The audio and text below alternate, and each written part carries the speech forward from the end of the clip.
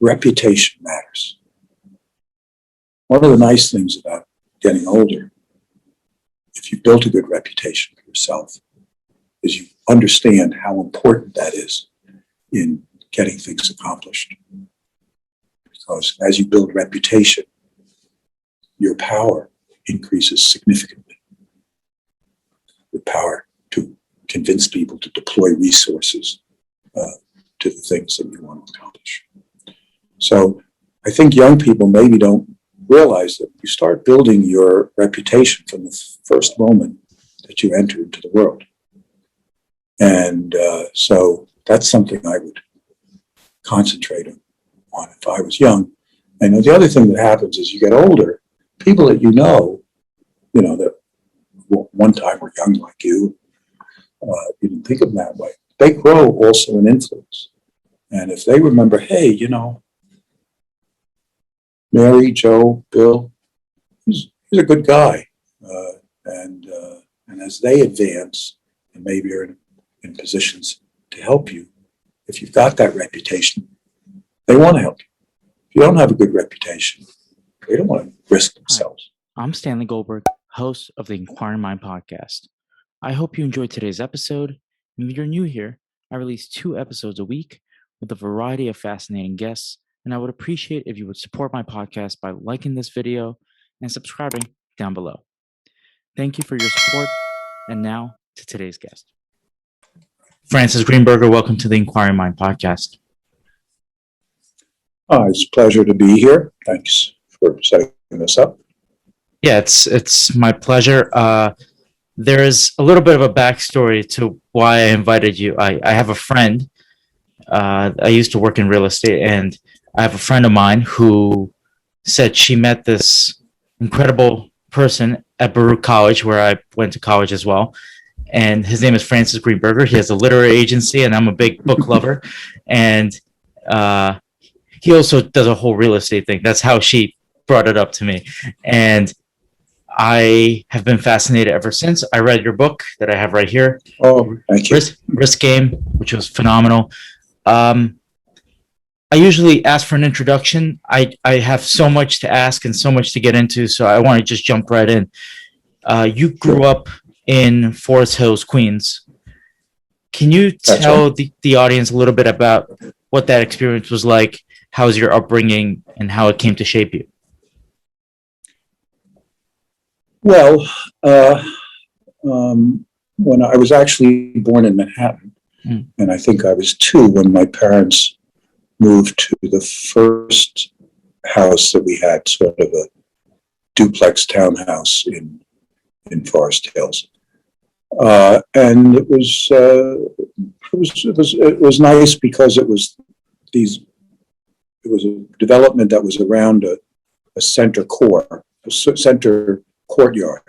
so you could go out the back door, and they had playgrounds and places you could run around. So my whole life, as a very young person, was playing in my backyard, which happened to be the backyard for 15 or 20 other people and the kids that lived there. So it was a good life, and then we moved to another part of Forest Hills, and then I went to a public school that was a couple of blocks from where I lived,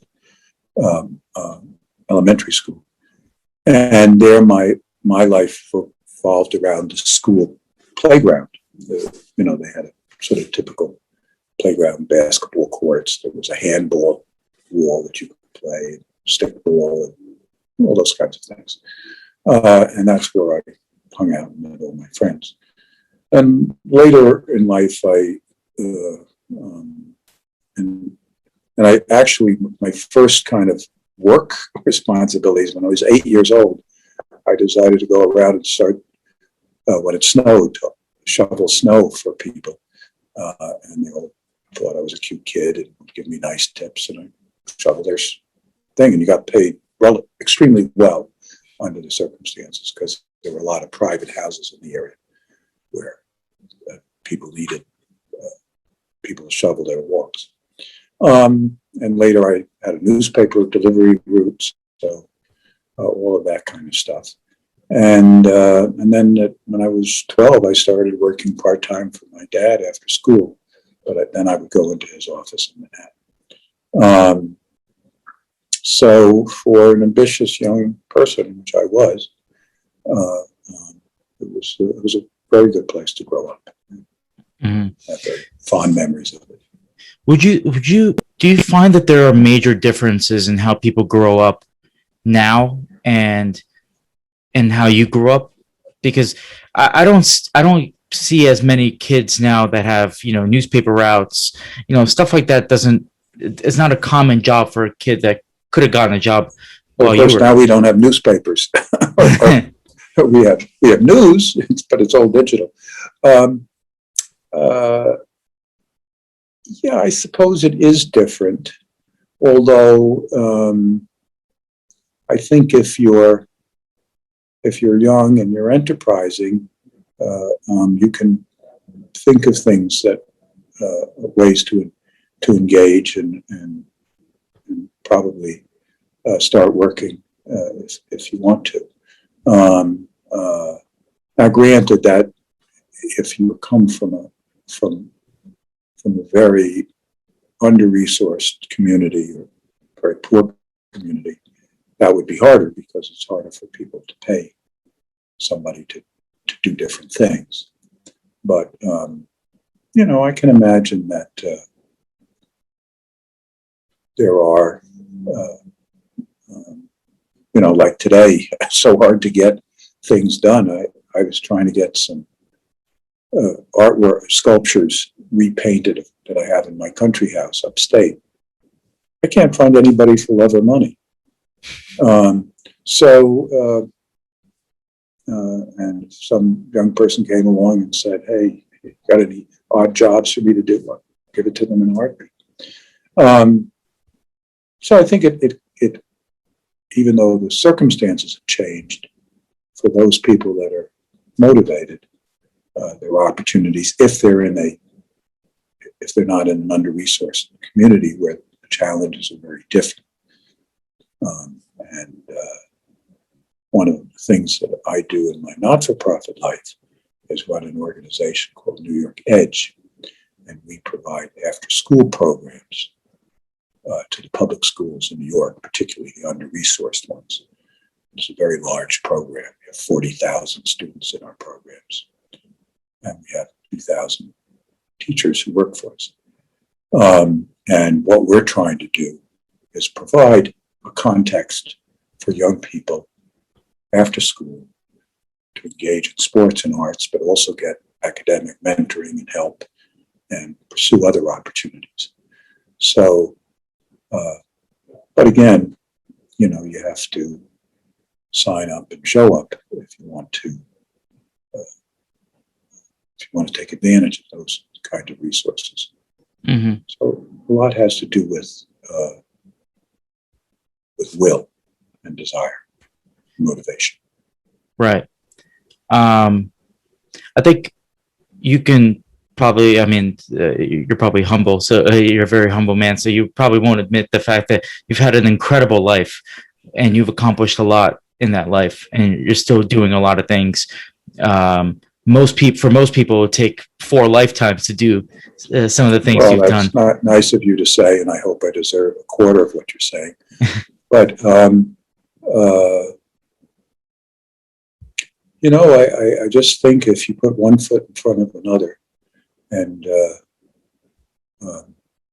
strike out, not strike out as in and be struck out, but just try, step forward. It's funny how one thing leads to another. And if you're open and willing to engage, yeah, there are opportunities, and the world is waiting for you. The world needs people, motivated people, to engage in many different ways. And I don't think that young people should be discouraged because the world is turning over, and new young people are needed to replace older people who are no longer Right. able to participate. So give the world a chance. But as I mentioned before, you have the Greenburger Literary Agency that you worked at when I think it was started by your father, correct? Correct. And then you ended up running it, and you still are in charge of it, as far as I Yes. know. Yes. You're the founder and CEO of Time Equities, which is a prominent real estate company with properties in 5 different countries. Again, correct me if I'm wrong on my facts, but five It different. might be 7, but Oh, yes. there you go. Might be 7, and a bunch of states within the United States. You have an international arts center in upstate New York. You have the Greenberger Center for Social and Criminal Justice. When you thought of all the things you've accomplished in your life, why did you finally decide that, you know what, I have to share this with people and write a book? Well, I think one of my one of the things that I like as a person to do is to tell stories. So what I found was I was sort of collecting these stories in my mind all these years, and there was one person in particular who comes from a publishing background, and we were friends since childhood, and we would get together for lunch frequently. And, I would tell her my latest story or some recollection or whatever. And she said, "You should write a book. You should write a book." And one day I came to lunch and she actually said, "I'm going to show you how it's done." Says, "I'm not going to be your co-author, but I'm going to sit here and interview you as if we were working on a book together." And that's what she did. And then I got it, and I realized that I wanted to do it because as I say, I love to tell stories, and I also did it partially to honor my mentors, because I felt that a lot of my life had been shaped by several remarkable people, and so I could tell a little bit of their story in the book too. And that was something that I had wanted to do for a long time. And, also I dedicate the book to my children. And my mother wrote a book about her years during the war. And I always found that rather informative. It gave me a sense of her background. And I learned from that. So I think it's a nice way to convey to the people that are important to you what your thoughts, what your ideas are, what your moral compass is, so to speak. Mm-hmm. Did you find the experience cathartic? Did you find it almost like, going to therapy? Totally. And I was very fortunate because I ended up choosing somebody to work with, a co-writer, Rebecca Paley, who was fantastic. And, I couldn't quite imagine when I was thinking about it, how was I going to, I felt like I had 3 different books in me. And why would people interested in real estate want to read about this or that? And we spent many hours, 300 hours, I don't know, where she would interview me and encourage me to talk about all the things that were important to me. And then she said, "Well, I'm going to weave this into a narrative." And I said, "How are you going to do that?" And she did it, and did, I think, a great job. Yeah. And we became actually very, very close friends as a result. And we're actually working on a new book together. Oh, yeah. So the book essentially starts with you working at your father's literary agency. and you spent most of your youth working there until, if I'm not mistaken, probably your 30s, like consistently. Not really. Let me tell you a little bit, because it was back and forth. Sure. So I started working for him after school when I was 12. I was doing light bookkeeping for him. When I was 14, in addition to working after school for him, I started a couple of small book distribution businesses. So I would do my work for him, and I was also doing these other things. And then when I was 16 or 15, excuse me, I actually rented an office for these small little separate office from my father's, not too far away, a couple blocks away, in order to have a separate place to carry on those activities. And I had one employee, so I needed a place for her to work. And around about that time, or a year or two later, I wanted to put both offices together. And first my father agreed, but then he later changed his mind. So I was pretty much doing my thing full time. I stopped going to school during the day when I was 16 and switched to going to school at night. So I was working full time. And then I was just running my businesses, which by that time I started also my real estate interest. And then he died when I was 21. And then I came back together. So from 16 to 21, I really, even though we spoke every day, and I had my bookkeeper continue to do the bookkeeping work that I did when I was there, but I wasn't otherwise involved. But then when he died in 21, I sort of put everything back together again. And then I was active in his business for about 10 years. Mm-hmm. Until the real estate business got too big. Yeah. What would you say are some of the most important lessons your father taught you from a young age? My father was very analytic and liked to think things through and discuss them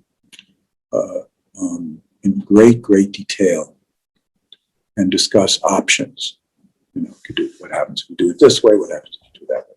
And as a young person, it used to drive me nuts. Let's just do it. I don't want to talk about it so much. But if I think about it now, I often have people come to me, with some matter that they regard as very urgent. People who work with me, they want this approved and they want that approved. And depending on what the decision is, but certainly if it's something that I don't think is quite as urgent as they do, I'll say, you know what, let me sleep on it. Let me call you in the morning. Or let me give you a decision in the morning. And so I find that I am that I like to reflect on things rather than make impulsive decisions. Sometimes I make immediate decisions, but I don't. I learned that you can take more time than it might seem in many circumstances, and I think you make a better decision, a much better decision, when you give yourself a little time to think about it rather than feel you have to respond instantly. So that's one of the residues that I think I take out of my many hours of perhaps discussing things that to the nth degree and feeling frustrated by it, but I now see the value of it. Right. In the book, you describe this feeling of, it must have been uncomfortable to write because a feeling of liberation after he passed away. And the liberation is not, it's not cynical. You're not trying to get rid of your father. I'm sorry to interrupt you, but no, it's good. It was a feeling of just, I get to, now I don't have to prove myself to my father. Um, did you find yourself even after he passed away not comparing yourself to your father, but more of trying to prove yourself to your father? I don't think so.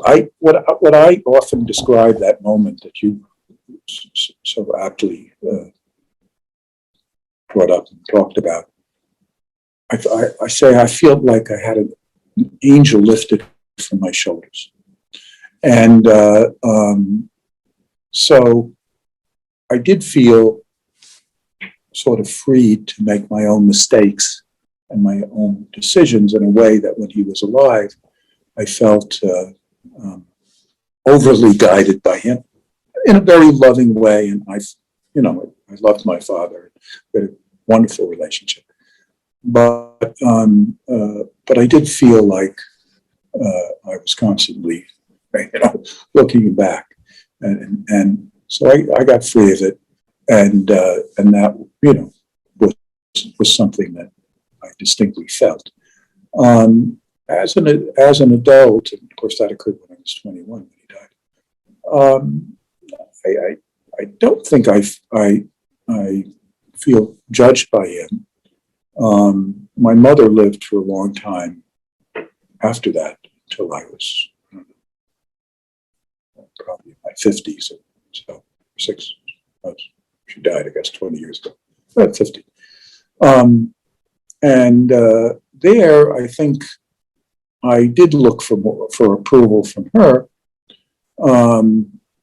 but she wasn't a business person, and really a lot of what I was doing, she couldn't really relate to. I mean, she was very, she would sort of nod appreciatively when I told her about stuff that was going on, but really in her heart, she didn't connect with a lot of it. So I sort of felt like, hey, Mom, look what I did. And she was, oh, well, that's very nice. And if that makes any sense. But I don't know, my father, I feel like he would be proud of what I did and accomplished, but I didn't really feel after he died quite the same accountability, perhaps, that I did when he was still alive. Mm-hmm. You also described the feeling, well, you dropped out of high school, and there's a kind of a theme that runs over those moments, especially among entrepreneurs and business types. And I always hear the fact that business types feel like school failed them. They didn't fail school, school failed them. Did you have the same feeling of, I'm wasting my time here? I did feel that it wasn't the right setting for me. So I was fortunate. I was accepted into what is regarded as one of the best public high schools in New York, Stuyvesant High School, which is meant for high achieving students. I was very good at arithmetic, and that was when I made the application. And so they sort of accepted me based on my very high arithmetic ability. But once I got there, I didn't feel inspired by the teachers. And I felt that mostly what they were doing was giving excessive amounts of homework to students. Unbelievable amounts. I don't know, you could have gotten home at 3:00 and worked till 10 and still not felt caught up.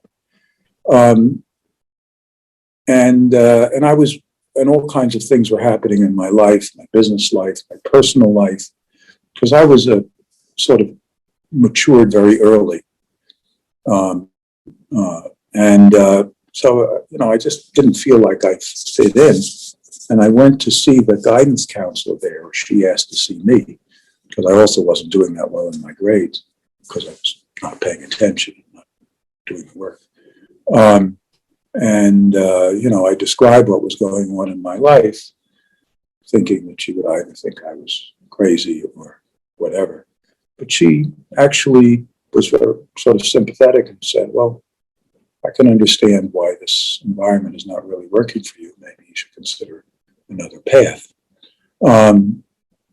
Which I thought was remarkable that somebody, usually people that are part of the institutional system, want to insist that it's the institution that there's something wrong with me, and rather than the institution. But she accepted that it wasn't the right fit for me, and that was an important endorsement. And then I made the decision to formally drop out. I had to wait. That would happen when I was in October or November. But legally, I couldn't leave high school until I was 16, and I could only do that with my father's permission, which he gave me. But I had told him that I would eventually continue it in evenings high school, which I did after 6 months or a year. And then, of course, went on to Baruch College, also mostly in the evening. Took a couple of day courses, but mostly all the while developing my businesses. How did you like Baruch? This is a selfish question because it worked very well for me. I found both watching Irving Evening High School, which is where I went, which is actually not that far from Baruch, a couple blocks away, that the students who were going at night, many of them were English as a second language students, were highly motivated in a way that some of the day students who tended to be younger were less motivated or were distracted by other aspects of their lives that was important to them. And so both in evening high school and then later at Baruch, I found that the evening courses had a seriousness and an intentionality to them that the day courses were just younger people and less motivated. Mm-hmm. Over your time in school, did you ever rethink what the purpose of education should be? Did you kind of, when you spent your time in school, did you go, well, I think education as a whole is maybe failing a lot of people, or it's actually helping a lot of people? Did you have that feeling?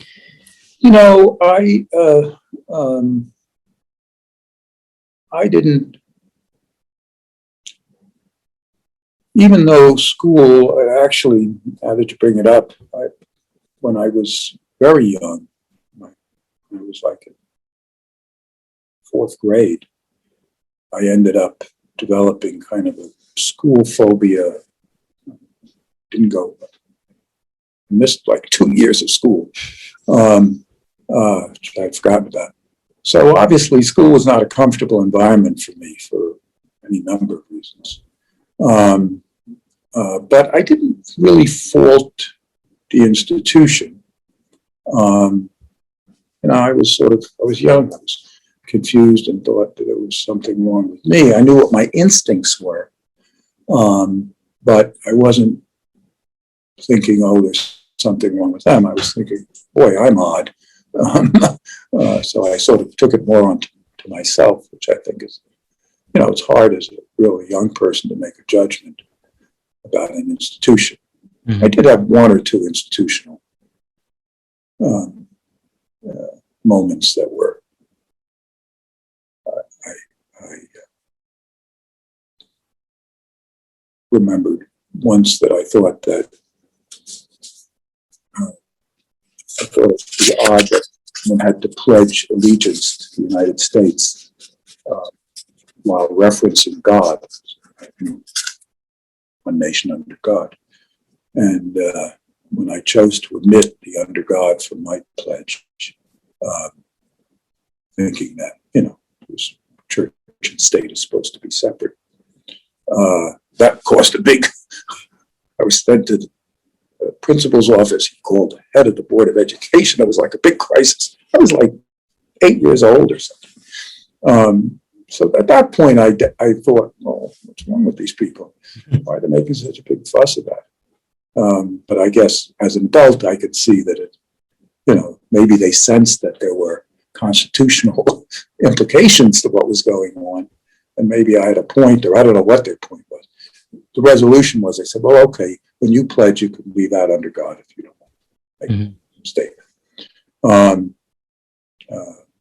That was one memory that I had of looking at the institution as being doing something that wasn't what it should be. Yeah, another interesting dichotomy that you have in your book is obviously the relationship that you manage to keep up is the agency and the real estate side of your interests. It struck me, again, correct me if I'm wrong, that with the agency, you like the business part of it. Maybe you weren't as passionate about the books part of it. I don't know if I'm right on that. But with real estate, there was a clear interest and a clear passion that you had, and you wanted to pursue wholeheartedly. How did you balance both sides of those? Well, that's a very good observation. So even though I like the publishing business, I like, as you say, the business part of it, and I like the personalities, the people who worked in publishing, many of whom became my earliest, closest friends and still are to this day. But I felt I lacked a certain talent in terms of my understanding of literature or of literary writing. I didn't have my intuition concerning it was less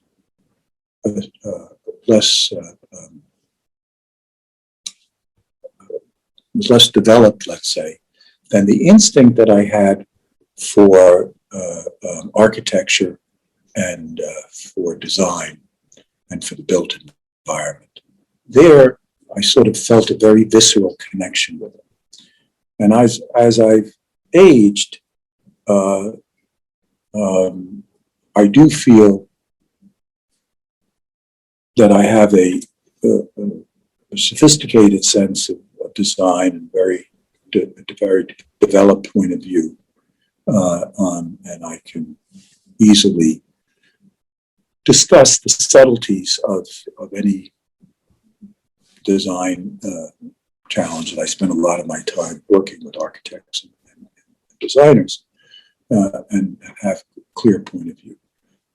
In the area of publishing and writing and literature, I sort of feel that I have, I don't think there's anything wrong with it, but my tastes are somewhat simpler than some of the most sophisticated literary or complex writing. And now I've grown comfortable with that. And I certainly, so like I can, through the pandemic, I've always liked mysteries. And I rediscovered Stanley Gardner and was reading Perry Mason novel a day. I didn't have that much to do. And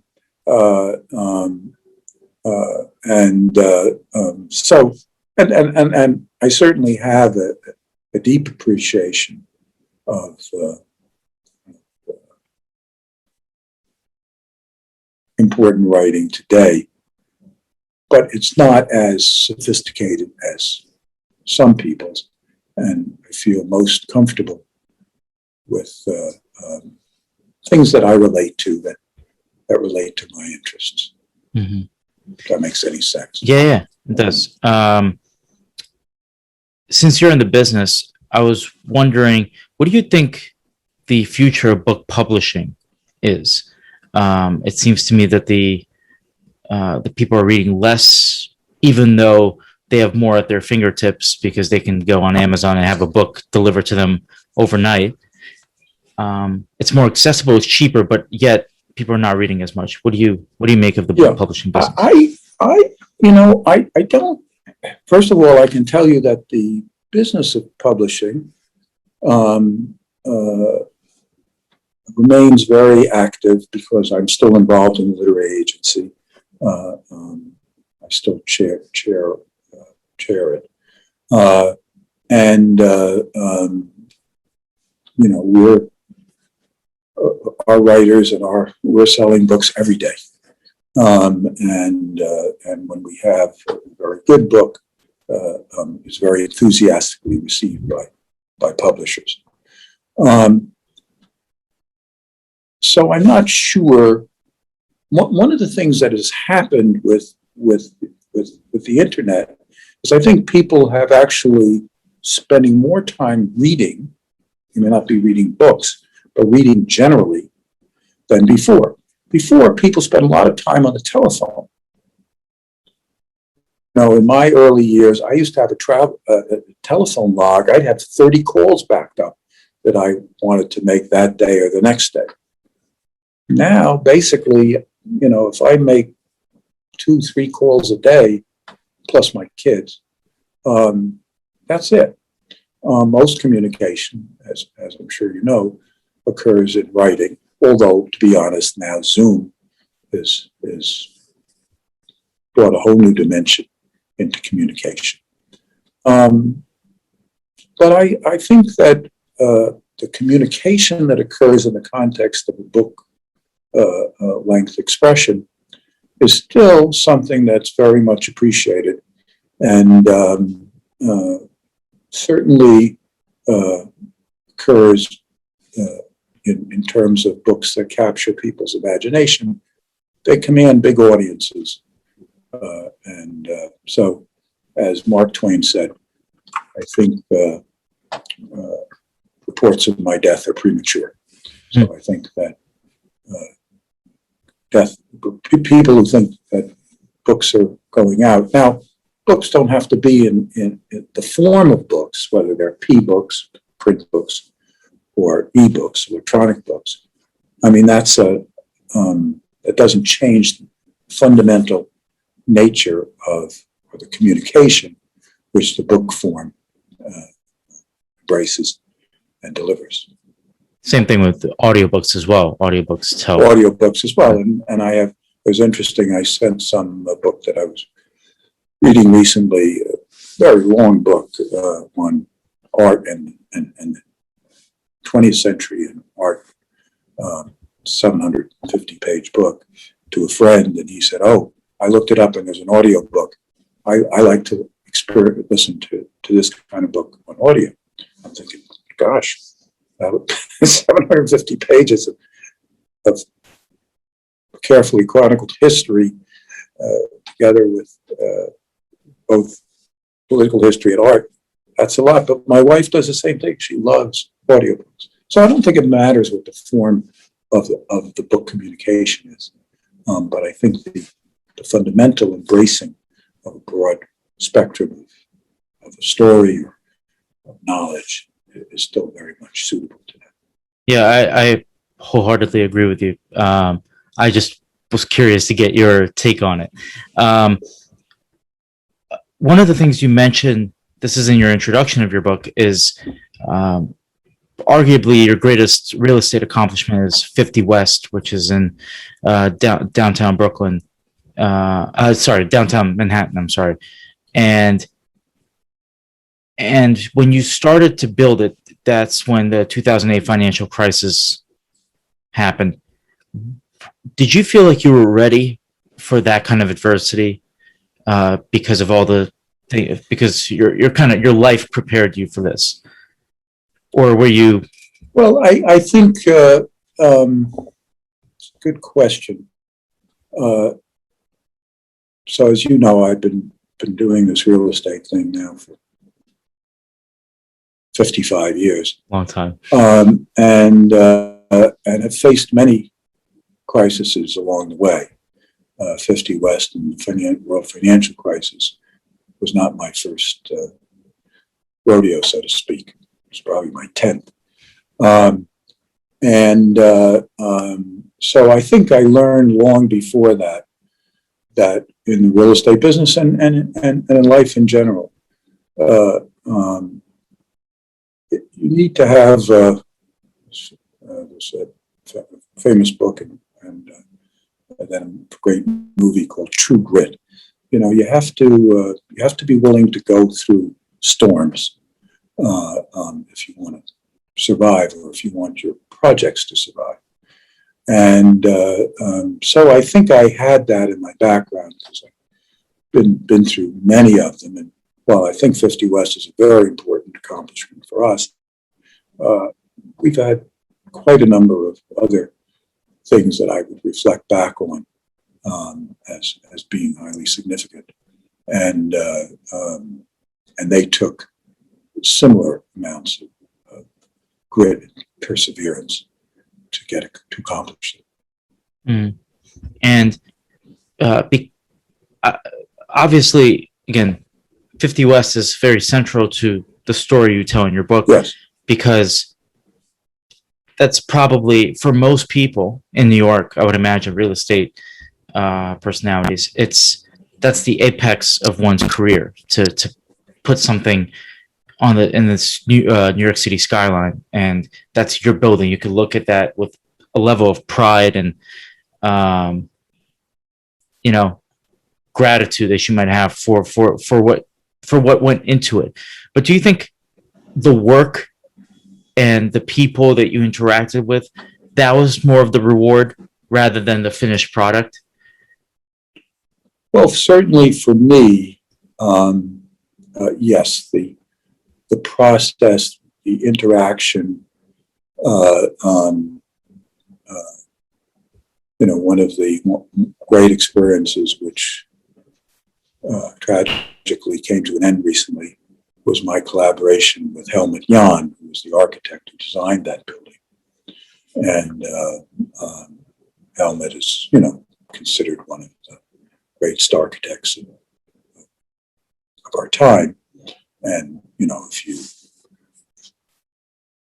look at, there are volumes of books this thick that are just one skyscraper after another that he's designed all over the world. And we developed a very, very comfortable collaboration through that. And some people who worked with him regarded it as difficult. I didn't find that at all. Now, I don't know whether that was partially because of the way, I like to think it's partially because he respected my point of view. And Helmut was somebody who always in life was striving for the very best and was willing to keep trying and redo in a dramatic way until he reached perfection in really everything that he did. He was tragically killed in a bicycle accident about 3 weeks ago. And we were just completing work on another major skyscraper, which we're going to be commencing construction on soon in Chicago, a 72-story skyline-defining tower. So, which we've been collaborating on for the last several years. Anyway, so that was very rewarding, and the entire experience of working with everybody who was involved in these projects. We just finished an important project for us in West Palm, Florida, which has gotten tremendous feedback from the market and the community. And I'm flying down there next week to have a celebration with all of the designers, architects, construction people, et cetera, that have impacted it. And this is just saying that they were surprised about how many RSVPs we were getting from all those folks. But I think, for everybody who participates in these projects, there's a lot of heart, there's a lot of work, right down to the construction workers. And, they too, in the future, will walk by with their sons and daughters and say, you know what, I worked on that. My brother, when he was 22 or something, worked on the Verrazano Bridge. And for them, he spent, I don't know how many years as a surveyor there. He was very young. But that was a pivotal moment. I'm sure whenever he looks at that bridge, he looks at it with pride, and a sense of accomplishment. So I think these things are meaningful in terms of the community that they create. Yeah, to that point, my father, when he first came to this country, they immigrated from Ukraine. My mom and my brother and my father. He worked construction because that's the job he got, Sure. and to this day he hasn't worked construction for, let's say, more than 15 years. No, more than 20 years now, and he still looks back. And we drive by, and he goes, "Oh, I worked at that building. I worked at that building." And there's a sense of pride that he feels for every building that he contributed to. So I agree with you on that. Um, I have to say, one of the most, for me, painful and it must have been painful to write about chapters was I believe it's called the Book of Morgan, and it tells tells the story of your son, Morgan. Can you explain to the audience what his story is and how it changed your life in a lot of ways? Well, Morgan, when he was young, was very impulsive, really from the time he was 3 or 4 years old, and was hard to control. And one of his early diagnoses was called, forget the technical term, but basically it's somebody who says no to everything. So you could ask him whether he wanted ice cream. No. So it didn't matter what you were offering him. He didn't want to do it. And then when he was, so he had this difficult personality, which was hard in nursery school. It already was showing up. And then when he started K to 12 school, it was evident. And then, of course, it's when he was 6, my late wife died of cancer. And so that was, he didn't need anything to set him off, but that made him even more extreme. And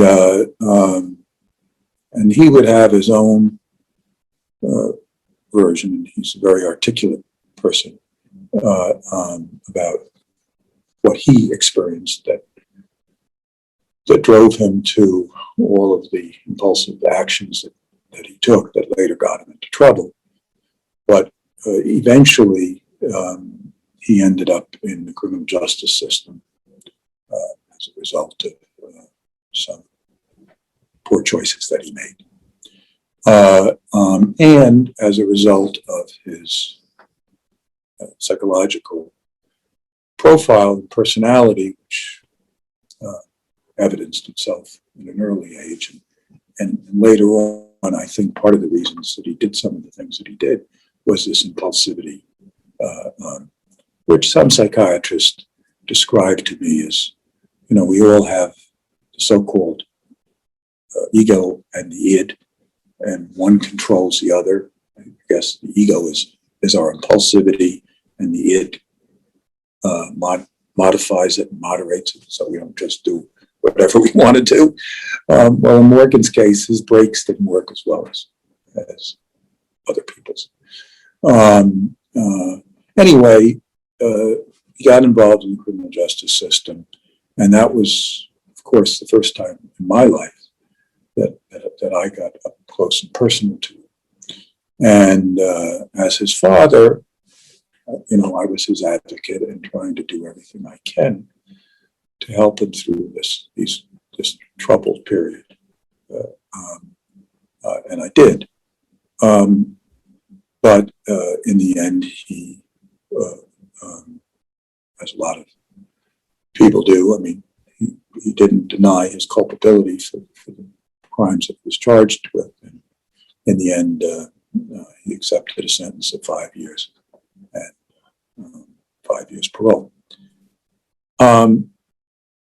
And sort of when I got through with his situation, as I reflected back on the criminal justice system, I realized that this was a broken system that really was not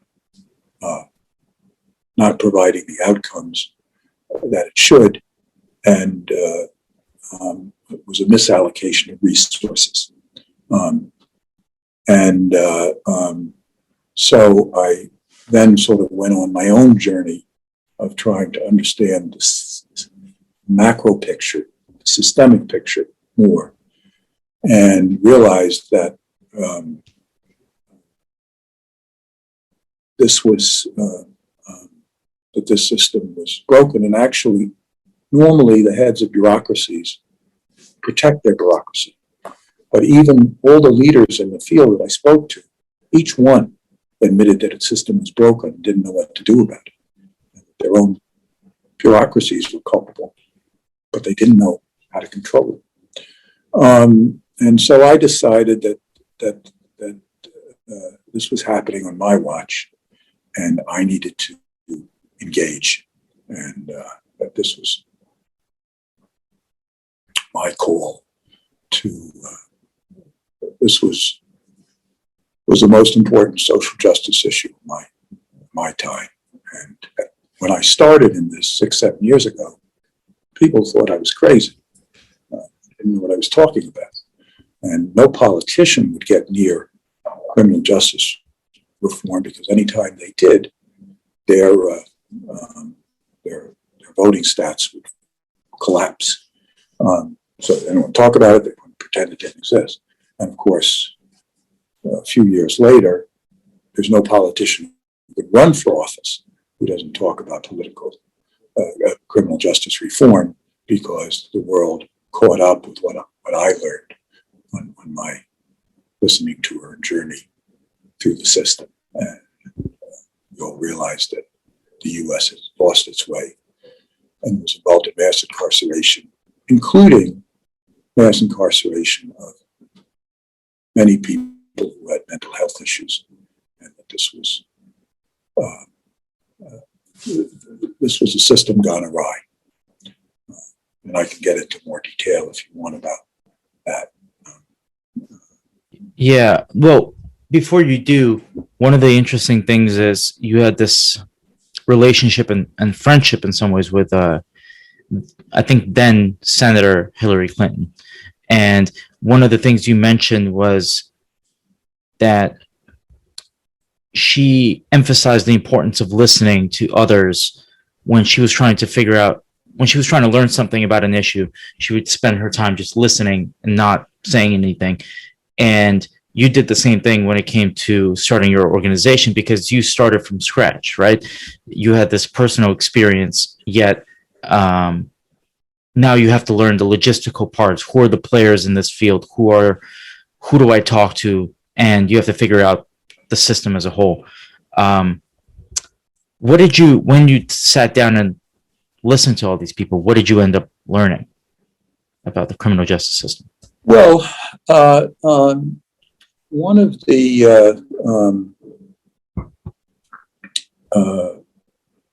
things that I learned was the intersection of mental illness and criminal, so-called criminal behavior. And I mean, this has a special history, which is that in the 1950s, the United States had 550,000 mental health beds. The population doubled since then. So proportionately, if we had the same number of people, we would have 1.1 million mental health beds in the United States. Do you know how many we have today? 35,000. Means we not only didn't increase the number, we closed 515,000 mental health beds. Wait, I don't want to interrupt you. Why is that? Because the mental hospitals at the time didn't seem to be doing a good job. And something came along called the deinstitutionalization movement. And basically, two things came together. The mental health hospitals were not seeming to be a good resolution to problems, and many of them had bad conditions. And at the same time, there was the evolution of pharmacological drugs that could help people with various mental health concerns, depression, bipolar, things like that. And at the time, people thought, oh, well, we'll just give all of these people pills and they'll be fine. And we can let them out of the institutions. We can close the institutions because they were expensive.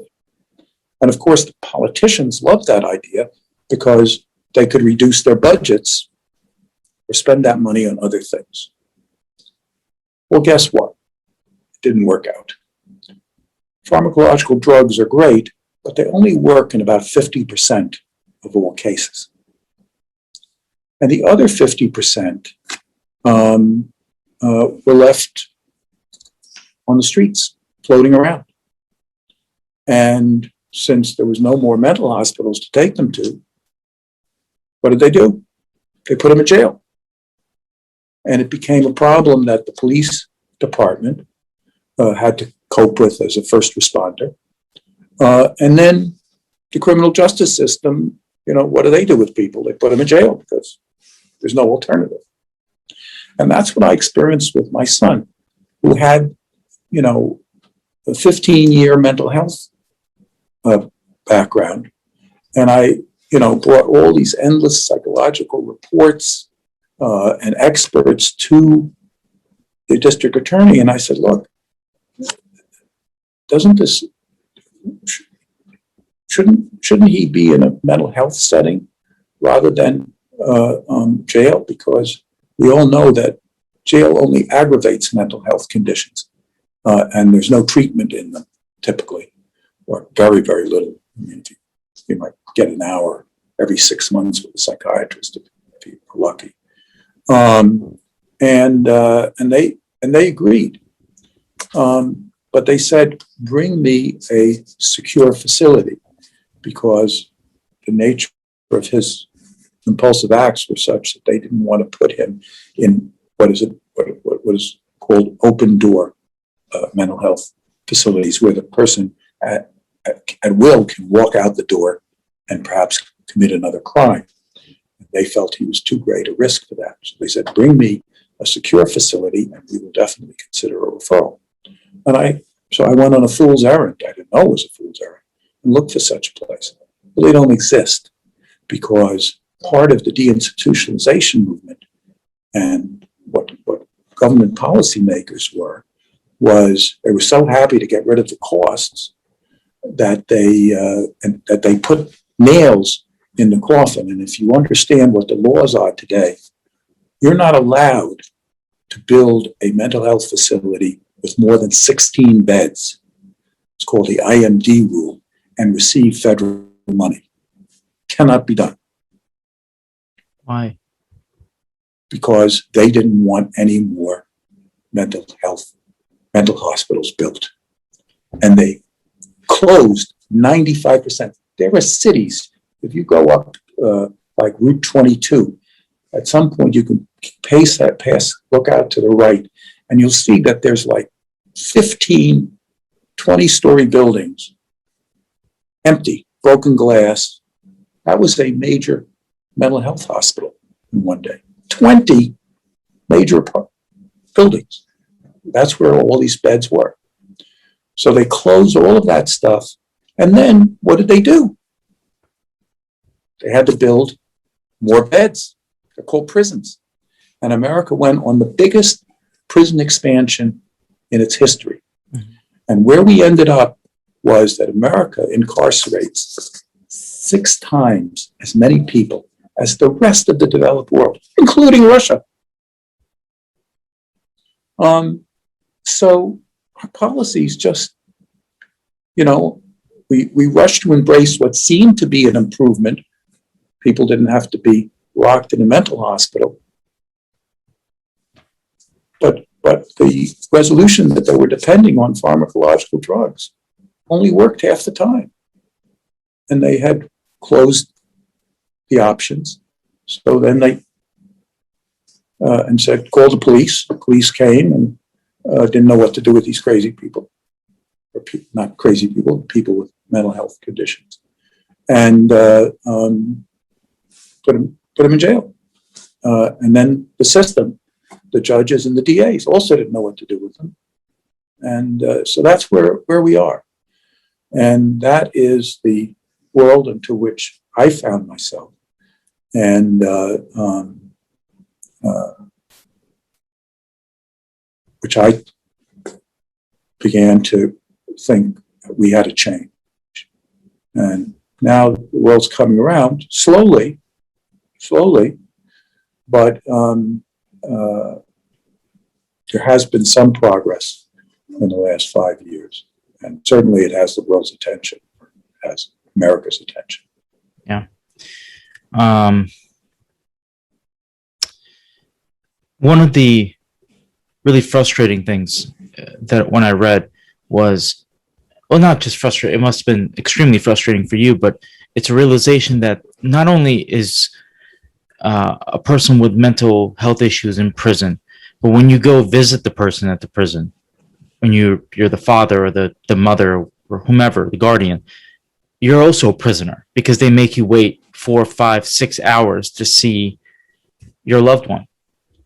And obviously, you talked about your son being in solitary confinement a few times. From what I know about solitary confinement, it's not the best for people, not the best place to go.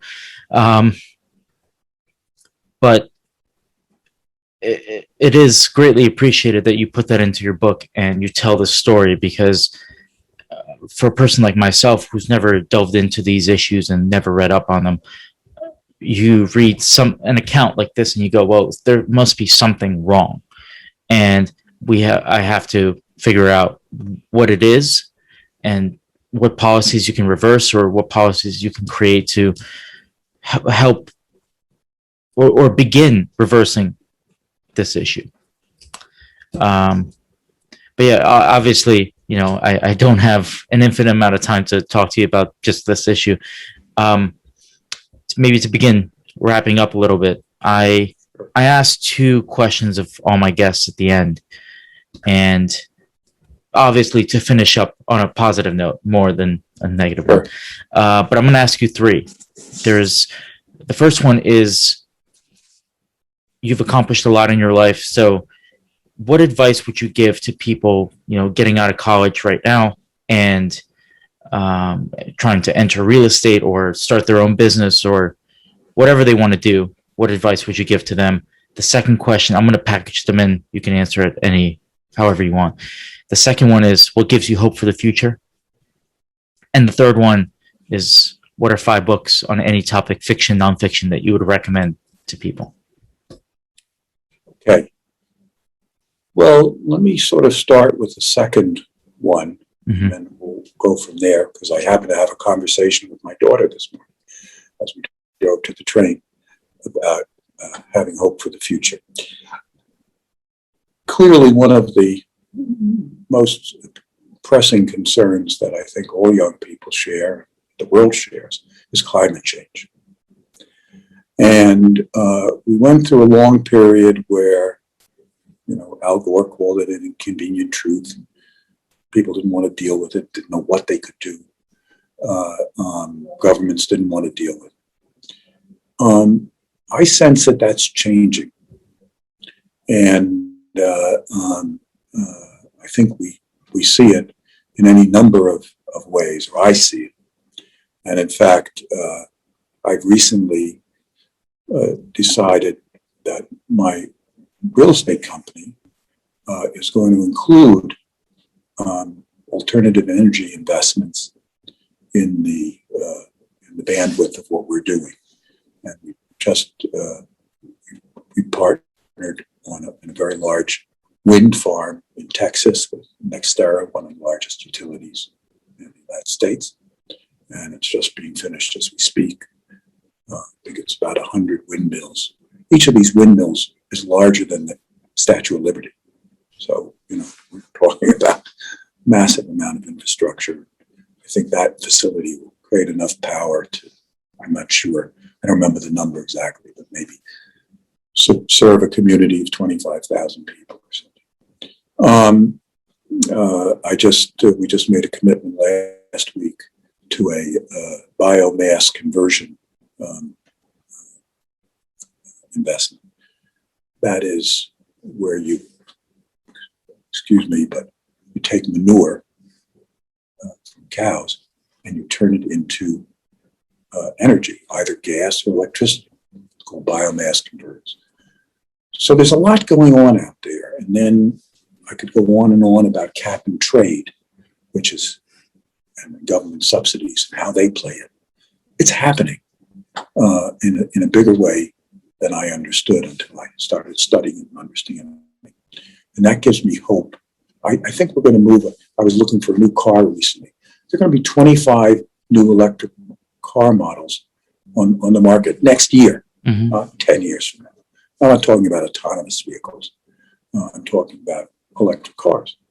And I think we're moving quickly. I think in 15, 20 years, you're going to be essentially in an all-electric world. And I think that that's going to make a very significant step towards climate change. So I think that's something that young people can be feel hopeful about. And also, I mean, it's been said by certain politicians repeatedly, it also provides a great professional path for people who want to talk about a growth industry. This is going to be an enormous industry, which is one of the reasons that I'm taking my company in that direction, in addition to typical bricks and mortar real estate. Similarly, in medical innovation, there's incredible things going on, just incredible. And if you take a little bit of time and understand what's going on, I mean, our sense of health and life expectancy. I mean, I read a book about 5-10 years ago that said by the year 2000, the average lifespan is going to be 150 years. And this was written by a physicist, he documented it, chapter and verse. And now that I understand what's really going on in the medical field, it's happening. So I think that the promise of the world to come is very interesting, very encouraging. If I was young, thought I'd be around for a long stretch of time, I would be enthusiastic and optimistic. In terms of advice to young people, I guess I have two. Reputation matters. One of the nice things about getting older, if you've built a good reputation for yourself, is you understand how important that is in getting things accomplished. Because as you build reputation, your power increases significantly. Your power to convince people to deploy resources to the things that you want to accomplish. So I think young people maybe don't realize that you start building your reputation from the first moment that you enter into the world. And so that's something I would concentrate on if I was young. And the other thing that happens is you get older, people that you know that one time were young like you didn't think of them that way. They grow also in influence. And if they remember, hey, Mary, Joe, Bill, he's a good guy. And as they advance and maybe are in positions to help you, if you've got that reputation, they want to help you. If you don't have a good reputation, they don't want to risk themselves. So that's one piece of advice. And the other thing I would do, this is just a chapter out of my own life, is find knowledgeable and inspiring mentors. Even though I credit Baruch with helping me learn a lot of things, really the most important lessons of my life came from my connection with several mentors, people that helped me understand the world in a different way than I would otherwise. And even though I wasn't an intimate friend of Hillary's, she inspired me, and people who are less known, an important person in the real estate business, man named Charlie Benenson, was a great inspiration to me and others. So I think that can be very important for people. So that's my advice in terms of building your career. And in your last question about books, so I have a list for you, as you asked for.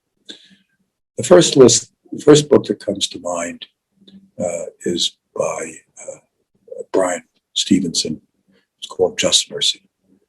Brian Stevenson is one of the greatest minds and people of my time. We look back on Martin Luther King as being a very important voice. Brian Stevenson is extraordinary, and had enough time. He, for instance, gives a talk about how to change the world, how you can change the world. It's unbelievable and brilliant. So that's a book worth reading, and he's somebody worth paying attention to. In the real estate area, I read a long, I think it was an autobiography by William Zeckendorf about his career, and I found that very inspiring and helpful. And really, it was a history of the development of New York, because Bill Zeckendorf was a key person in 1950s through, I guess, the 80s or 90s. His son then took over and has done a good job. But Bill he changed our world. So that's worth a look. I always liked Sam Zell and his last book, which was called Am I Being Too Subtle? is funny, irreverent, as Sam Zell is. Worth a look. I'm not competing with him, of course not, but I think my book's a little bit better than his, but I liked it too, and I was happy to read it. Another book that I would recommend, if you're interested in art at all, which is one of my passions, is called 9th Street Women by Mary Gabriel. And that tells the story of 5 highly, highly influential women who rose up during the abstraction period, beginning in the 1950s. And it parallels, it not only talks about art, but it really talks about the whole development of our culture, as well as the empowerment of women. And it's an extraordinarily good book, full with a lot of nice gossip, very highly readable. And I strongly recommend that if it falls within your interest. And the last book, which I'll mention, which I have to be transparent and say is a book that's represented by our literary agency, which is just being published as we speak. And I think if you haven't seen anything about it, you'll see a lot about it next month. It's called The Other Black Girl by Zakiya Harris. And this is the story of a young woman who goes to work for a New York publishing house. And I don't know how old she is, 30 or something. And she's of color. And she sees another person who works at the publishing house. Everybody else is white. But she sees another person of color. And she thinks, oh, I'm going to befriend her. And it actually turns out that instead of befriending her, she becomes the opposite. And it kind of ends up in it's kind of a cycle horror novel, but it has a lot of dimensions. But anyway, it's very readable. I think you're going to see it I know you're going to see it on the bestseller lists. And pay attention to The Other Black Girl. It's well worth the read. and it happens to be, of course, written by a young editor of color who started working in a primarily white-dominated publishing company, and she hooked up with one of our younger agents, and we sold it for an advance, 7-figure advance. So it's a good way to start your writing career. Yeah, for sure. So dreams do come true. Is the other story of that book. Mr. Greenburger, I really, really appreciate your time, the wisdom you shared during this episode, and obviously, I recommend this book, Risk Game. I know it's oldie but a goodie, right? That's what they call it. It's a great read, and thank you, and all the best to you. Thank you so much for setting this up. Appreciate it. Mm-hmm. And maybe we'll bump into each other again before too long. Yeah, for sure. Thank you. Take care.